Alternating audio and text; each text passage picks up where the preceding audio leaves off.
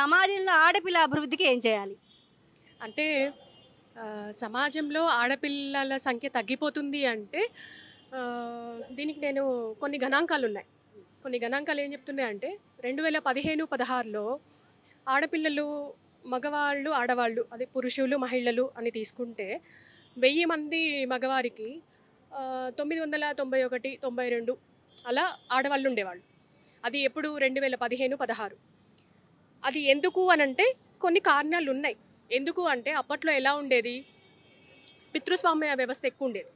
ఇంట్లో నాన్న సంపాదిస్తేనే అందరూ తింటారు, లేదంటే పెద్దవాళ్ళు మగవాళ్ళు ఎవరు ఉంటే వాళ్ళే సంపాదిస్తేనే తింటారు. అదొకటి మెయిన్ కారణం. ఆ తర్వాత ఏంటంటే చట్టాలు అప్పుడు స్ట్రిక్ట్గా లేవు. లింగ నిర్ధారణ చర్యలు బాగా జరిగేవి.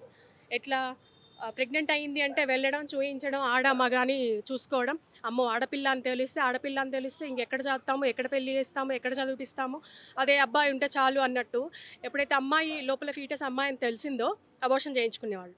అది రెండవ రీజన్. ఇప్పుడు 2020-21 గణాంకాల ప్రకారం ఏం జరుగుతుందంటే 1000 మంది మగవారు ఉంటే 1020 మంది ఆడవాళ్ళు అంటే పెరిగారు. ఆడవాళ్ళ సంఖ్య అనేది పెరిగింది.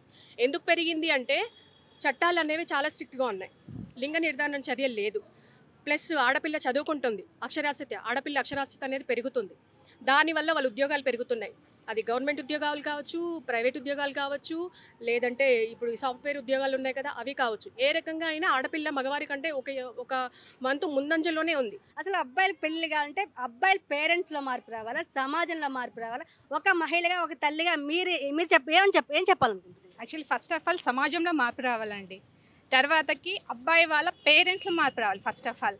ఎందుకంటే అవతల అమ్మాయిలు కూడా ఒక ఇంటి ఆడపిల్లలే అండి. వాళ్ళకి అమ్మాయిలు కూడా ఉంటారు, అబ్బాయి వాళ్ళకి సిస్టర్స్ అలా కూడా ఉంటారు. కానీ వాళ్ళు ఎలా చూస్తారంటే కోడల్ని ఒక కూతురుగా చూసుకున్నప్పుడే ఆ అమ్మాయి హ్యాపీగా ఉంటుంది అత్తగారింట్లో.